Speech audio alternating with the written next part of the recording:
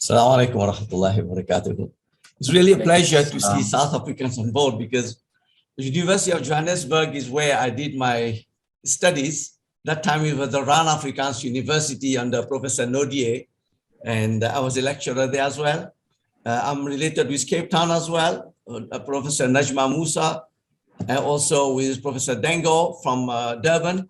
So alhamdulillah, it's very nice to be part and parcel of this beautiful conference, which I'm enjoying, alhamdulillah. Jazakallah khair for the organizers. My topic today, I think, is quite interesting because Allah bless me to be a graduate of Darul Ulu, a graduate of a university, an Islamic university, and I have seen it all. Inshallah, I'm in a position to share my views about it. And let's see where we go with that. You might not share my views because it's a university. We express our point of view and different point of view exists. Okay. So basically what I'm arguing here is we had Darul Ulooms, which followed the Darse-i-Nizami. Just the camera, just to turn the camera. Switch it off. The camera's on, sorry. The camera's already on. Stop sharing. Okay.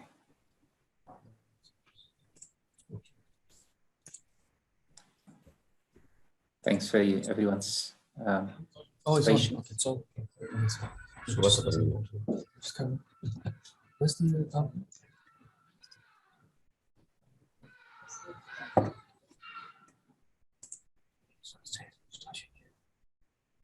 Oh my God.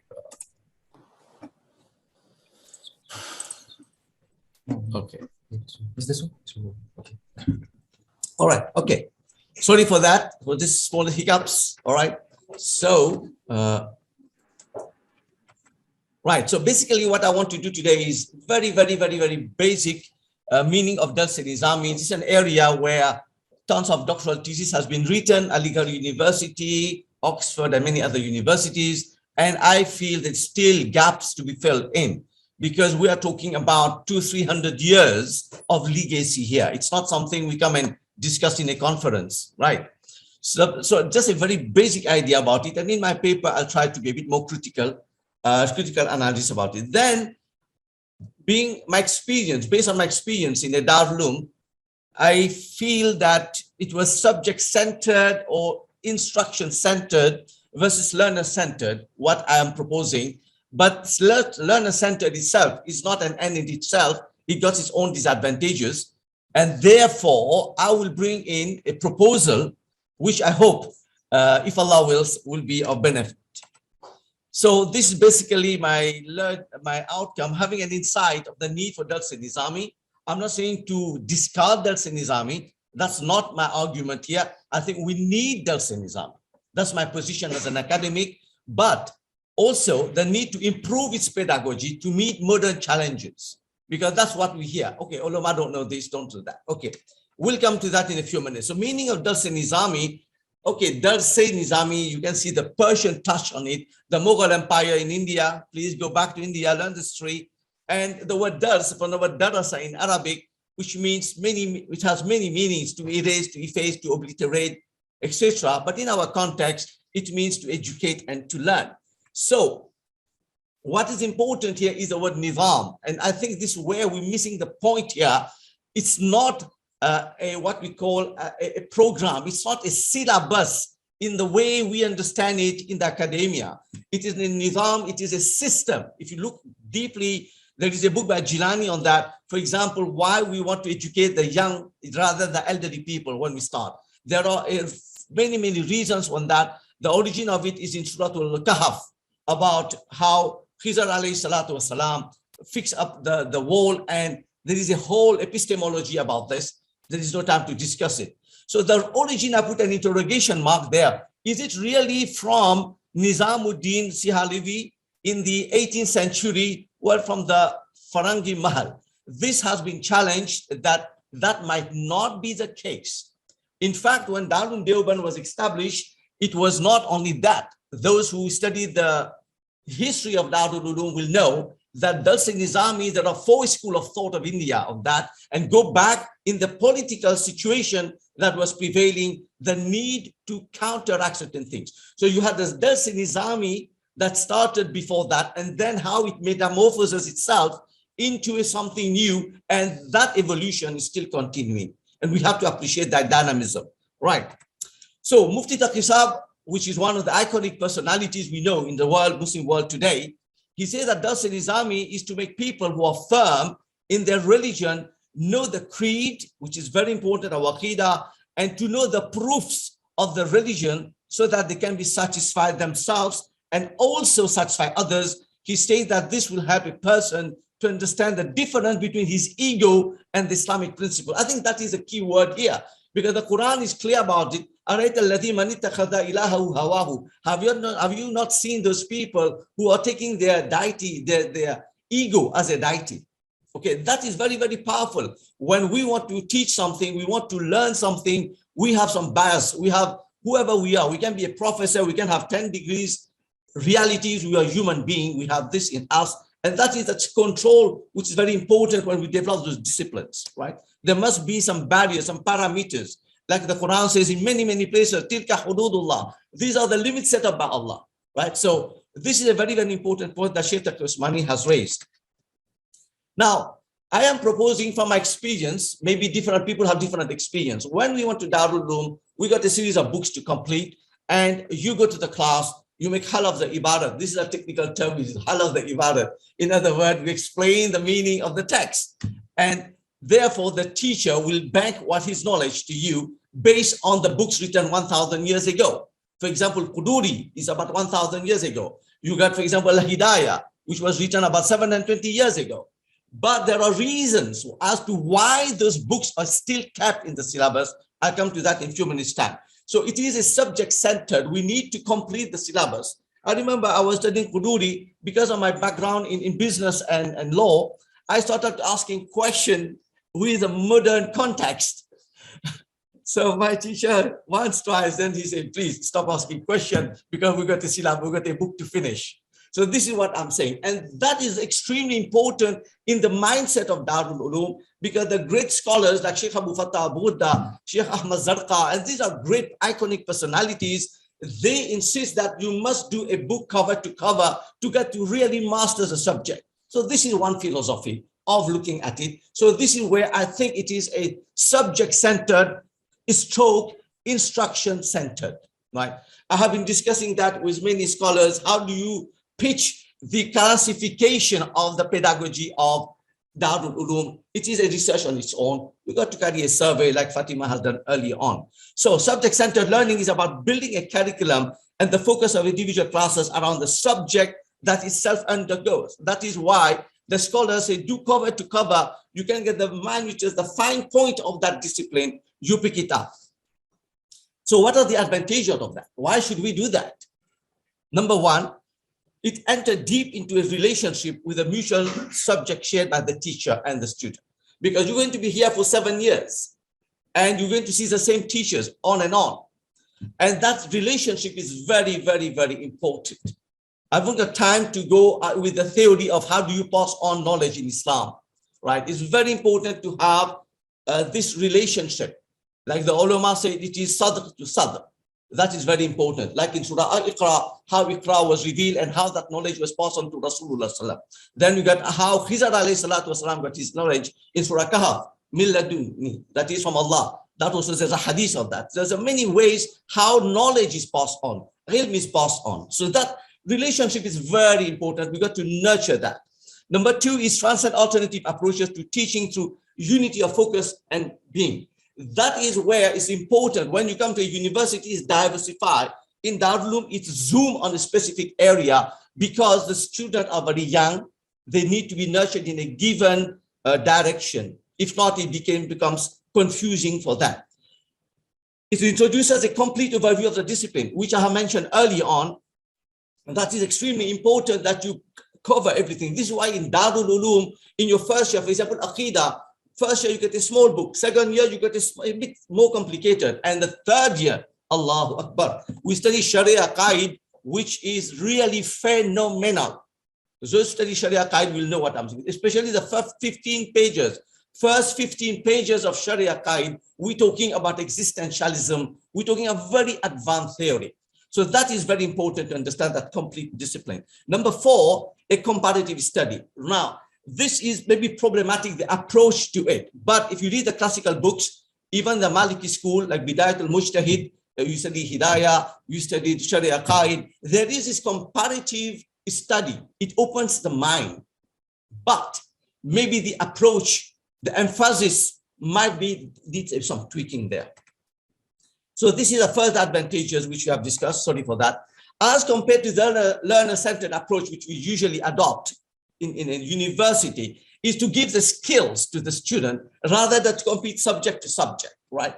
And that is very, very important. Like me, for example, I will give academic papers to read because it's not only about learning the content, but the way the academic think, the research methodology. And this is why I don't do a book per se. I tend as far as possible to give academic journal, referee journal papers to read to open the mind of the student so that they get the different skills, right? Even our assessment, for example, in a university, you will do presentation, you will have a report writing. All this is to develop the skills of the student, right? So it's when we talk about learner-centered, how do you equip, empower the student according to his own knowledge, last experiences, education, and ideas, etc. So we are trying to give a pedagogy which creates an environment that speaks to the heart of the learners. Yes. No problem. Okay. Okay. So that is very, very important. Now, what I'm trying to raise here is a common term we use in Darul Ulum, and this one I put it in blue and in interrogation mark. The same concept we're talking about empowering the student with skills, critical thinking, but we use this term in Darul Ulum, what we call isti'adad. Those who qualified in Darul Ulum know what we are talking here. But the isti'adad, it's two different paradigms. One is a book-centered, one is a learner skill-centered, but all are trying to develop something as a student, right? So this is what we have to understand, that we do have this concept of isti'adad in Darul Ulum, but maybe the end result is different from what we do in a university. So this is a comparison between subject-centered and learner-centered. Because of time, I'm going a bit far on that, but you can read, you'll have my PowerPoint, inshallah. So what are we looking to fit at? What are we looking at? Why are we criticizing Darul? What is the reason? Why people are against ulama at times? The reason is we feel that ulama coming out of Darul, we feel it's just a perception. A perception can be debated and rebutted, right? Because the same thing can be spoken about at university as well, right? So we say some ulama need some help. With the reason for that, and this way Markfield Institute plays a seminal role in that, and other institutes, to give them that extra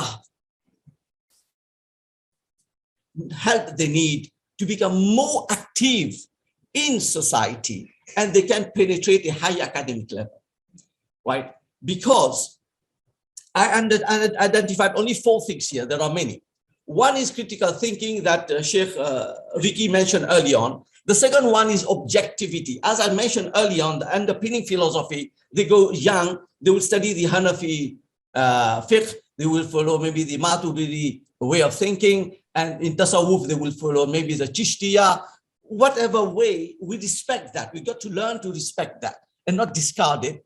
But in the process, there might be a lack of objectivity because you develop the asubiya in you, you develop this fanaticism to a certain extent, and that is normal. In any university, any office, there will be this relationship. But at an academic level, we try to be a bit more objective. And this is where the learner approach may be helped. One important point is contextualization, which I'm going to come to. Very interestingly is mathematics. Yes. And that doesn't apply only to Darul Ulum, it applies also to virtually all university teaching Islamic studies in the whole of the UK.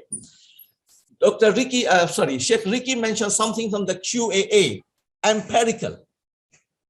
How many of us know mathematics, right? And the Muslim civilization was at its apex when they were very advanced in maths. When we started neglecting maths, this is where we went down. And if you look at the most developed branch of fiqh in the Quran is ilmul mirath.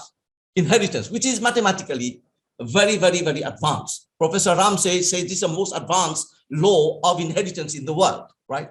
So we have to understand what exactly we want to give to the ulama to move forward. Now, critical thinking, we have seen that.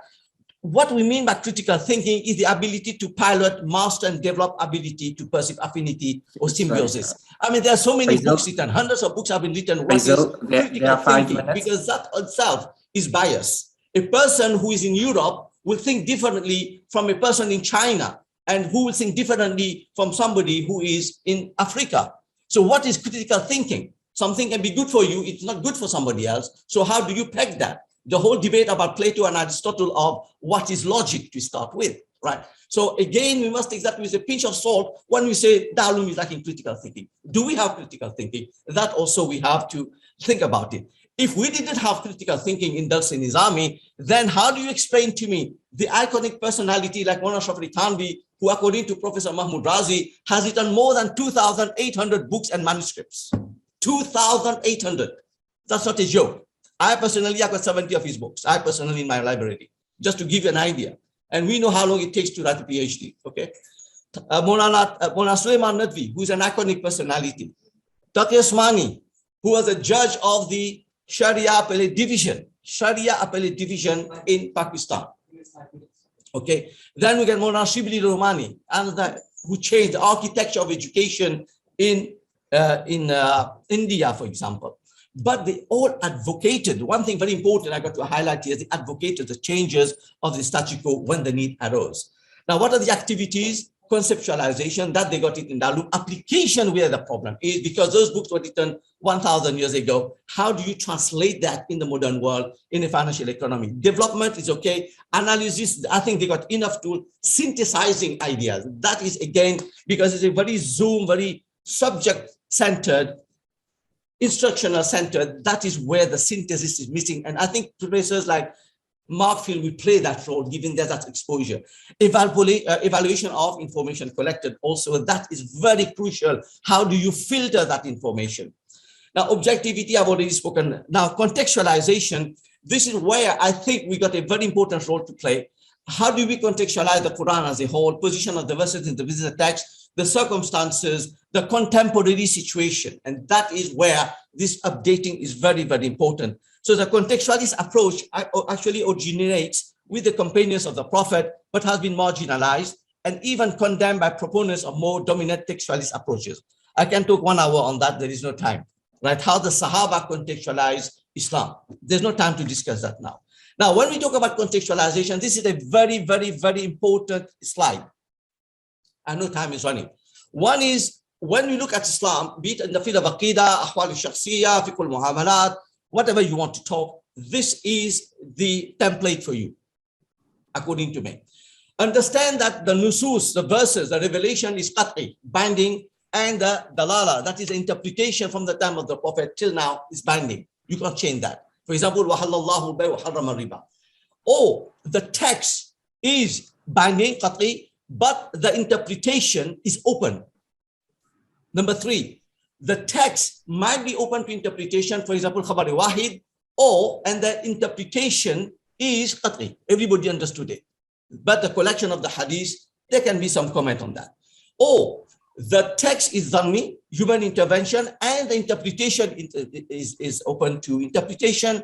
And finally, there is no nas, there was no zan, we got to make ijtihad. The beauty of that is, in Islam, we got the ahkamul khamsa, and 75% of our life rotates around ibaha, and aslu kulli shay al ibaha, and that is a very great gift from Allah subhanahu wa ta'ala, especially when we deal with muamalat. Now, there are areas which your Darul Ulooms syllabus will be a bit reluctant to go forward if it is subject-centered. That is a problem, because the books studied do not deal with that. Therefore, we got to give the skills, okay? But the books, why we keep those books still in the syllabus, we have to appreciate. Number 1 is not to break the relationship, the legacy of all the people of the past. That's the beauty of Islam. We still have to link with Imam Bukhari, with Imam Tirmizi, Imam Al-Ghazali, Ibn Taymiyyah. It's not a new book come, we just discard the past. That's extremely important, because there are verses of Quran and so on. There's no time to go in that. The second point is the legacy, the epistemological reasons, what we are studying, where it comes from. We don't want to confuse people. 1 minute, okay. So you got a lot of things like metaverse, cryptocurrency, statism, new things to be dealt with, and mathematics, I talk about it. The way forward, I propose one major thing.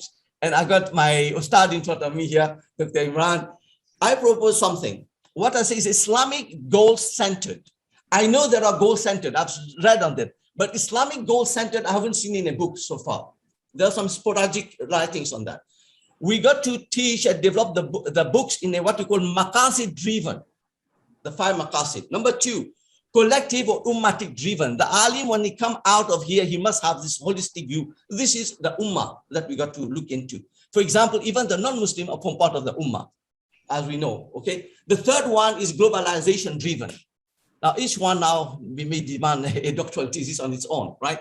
And what I crown even the learner-centered, which got some disadvantages, I feel that we must go back to Quran and Sunnah to learn the pedagogy. One of the tragedy of we have removed is rihla, the concept of traveling to acquire knowledge. Sheikh Abu Fatah Abu Ghuda Rahmullah has an entire book on that. This is how it was in the past. We used to travel to get knowledge. And if you look at the status of universities and Muslim time world, is over. It's okay. 30 seconds if you can. Observation, manual, questioning, pondering. I will going to repeat that in my paper, inshallah. This is how the Quran, the pedagogy of the Quran is, which we are neglecting. Jazakallah khair.